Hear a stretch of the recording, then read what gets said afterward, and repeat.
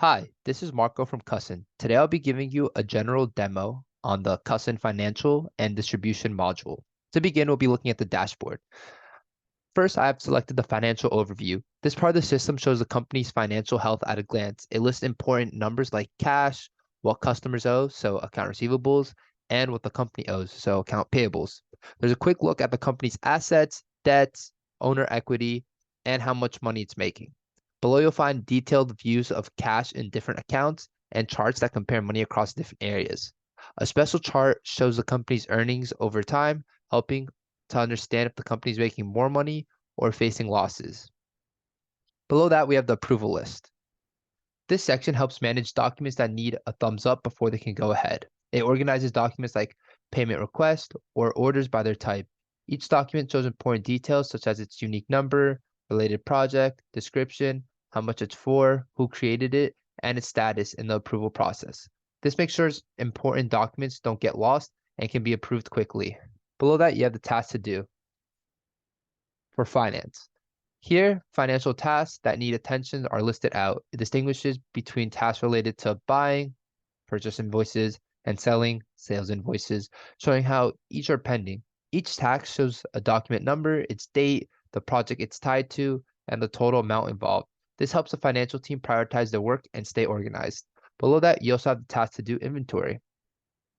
This dashboard keeps track of inventory tasks that need to be completed, like dealing with materials coming in or going out. It shows how many tasks are waiting and gives a quick overview at the top. Each task is listed with details like document type, number, date, project, detail, how much material or money is involved. This helps inventory teams stay on top of tasks and keep stock levels accurate and meet order demands on time.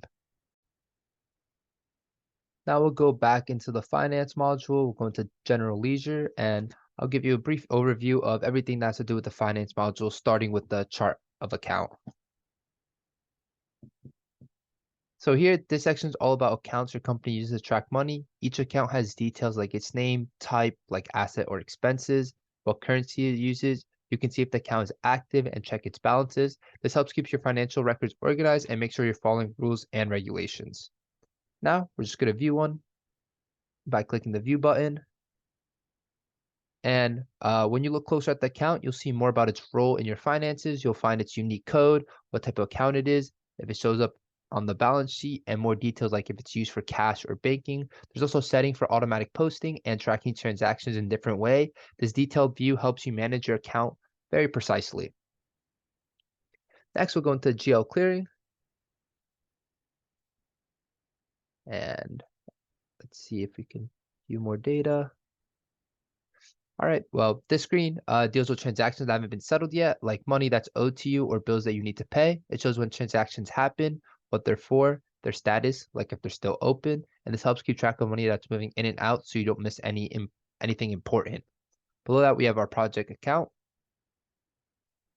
This part manages the money side of projects. You can look at projects by time, see how much money they're making or costs, and who's in charge. If there are no projects listed, it means there's nothing active for the period and you're looking at. Adding a project lets you track financials like income and expenses and other details like clients and managers. Below that, we have month end closing.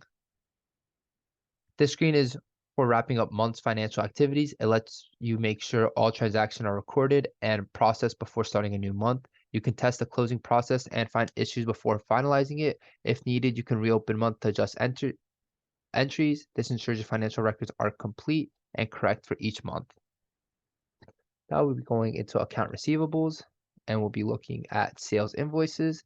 This area manages bills you've sent to customers. It shows details like their invoice number, status, like if it's been paid, and related project. You can filter invoices by date or status to find what you're looking for.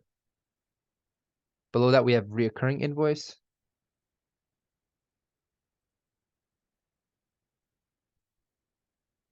If your business has to deal where customers are billed regularly, this module helps automate that process, ensuring invoices are sent out at the right intervals without having to create them manually each time.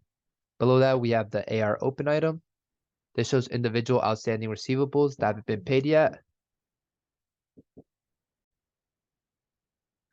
So I'm sorry, AR open item, this shows individual outstanding receivables that haven't been paid yet. It's useful for tracking which payments are due and following up with customers. Below that, we have AR settlement. So this is where you record the settlement of account receivables when customers pay their invoices. Helps keeps your account accurate and up to date. Let's see.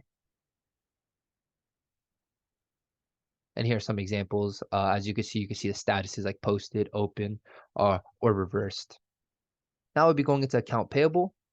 We'll be looking at the purchase invoice.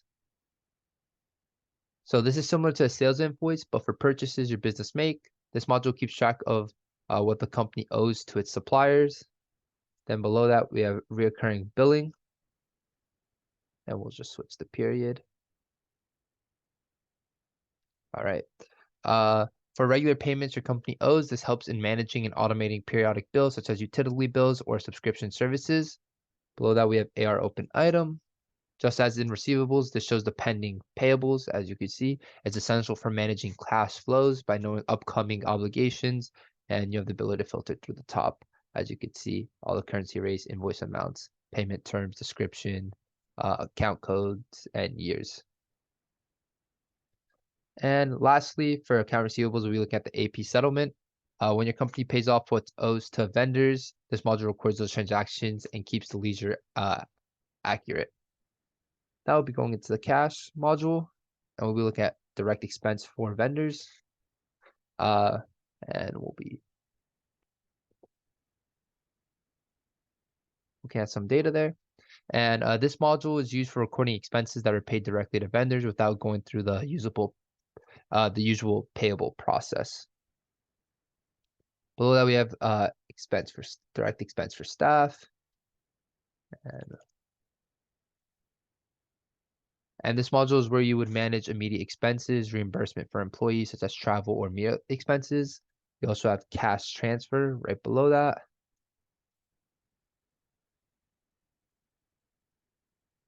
And when you need to move money between your company's different cash accounts, you can use this functionality. And below that, we'll be looking at bank reconciliation. And it's an essential tool for ensuring the cash balance shown in your company's books matches the bank statements, and discrepancies are spotted with and dealt with here.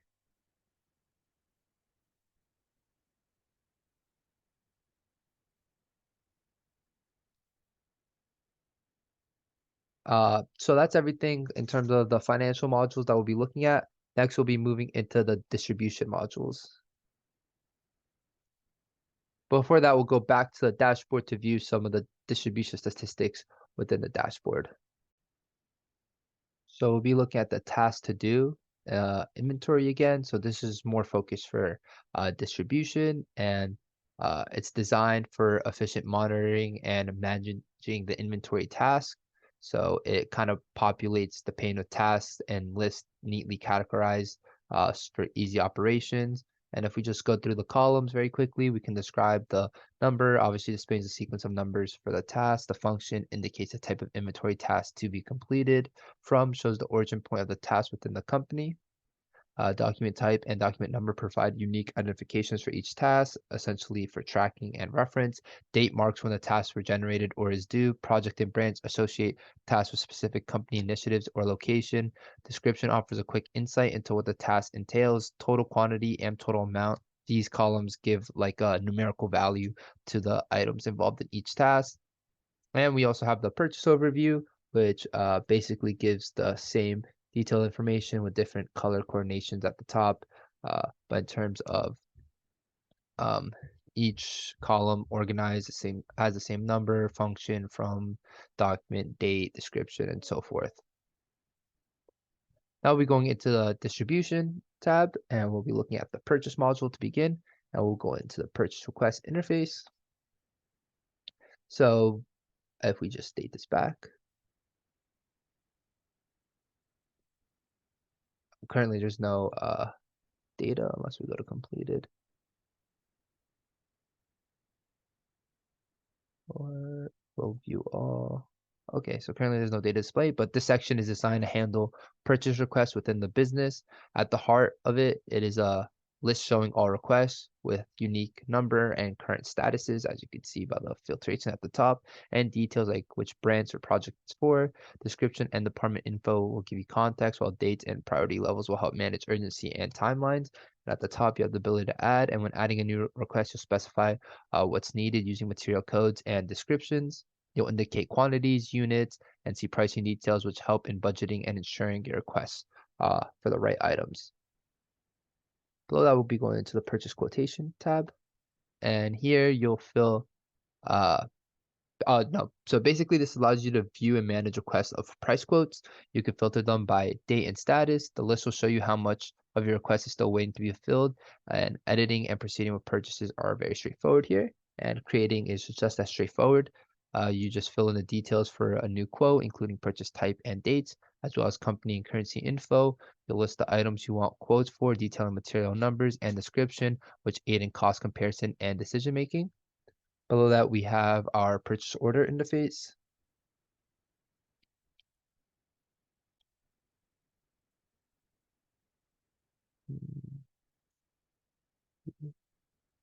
Okay, so currently there's no data for this either, but this module is used for creating actual purchase order. The top filters let you sort out these orders to display based on different criteria like date and status. And the main table will show you key order details such as request of the item, quantities involved, and help track order fulfillments, as you can see by the columns at the top.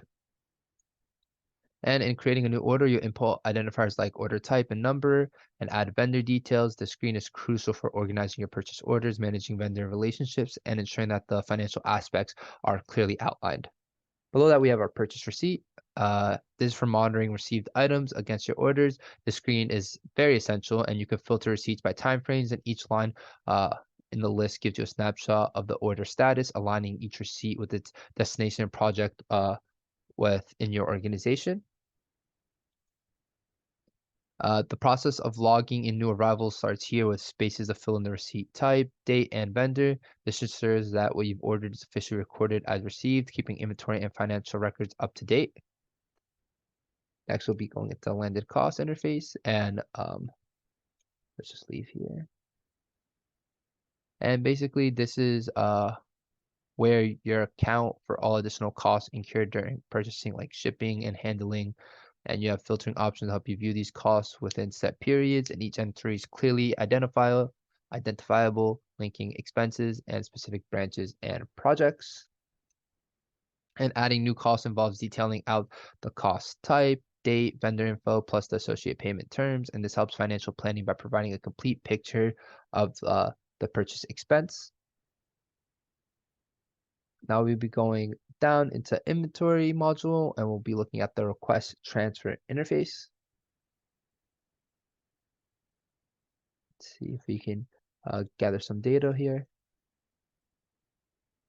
All right. And this tool manages internal requests for moving inventory. Filters by date help track these transfers, while the interface is ready to display a detailed list of all requests within statuses, helping coordinate the internal logistics very efficiently, as you can see. And to initiate transfer, you enter details like your request number, dates, and priority alongside the from and to branches.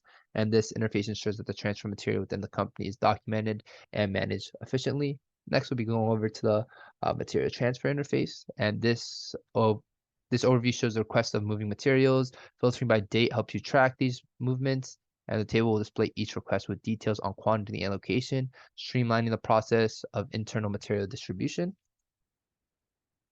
And post transfers, and I'm sorry, creating a new material transfer document here is key. So you document the internal movements of goods.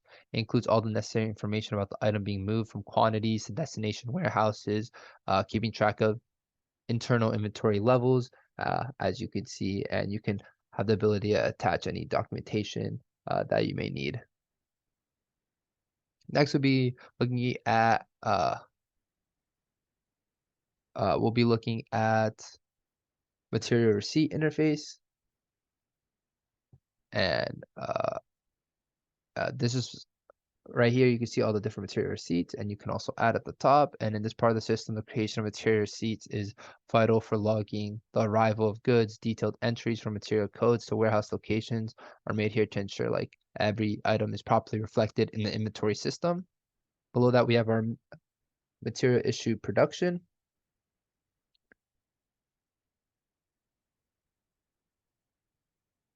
Currently, there's an error with the screen, but this module is basically used when materials are taken out of inventory to be used in production. It's a good way to record the use of inventory for creating products, helping to keep track of manufacturing materials. And below that, we'll be going into the inventory balance by segment.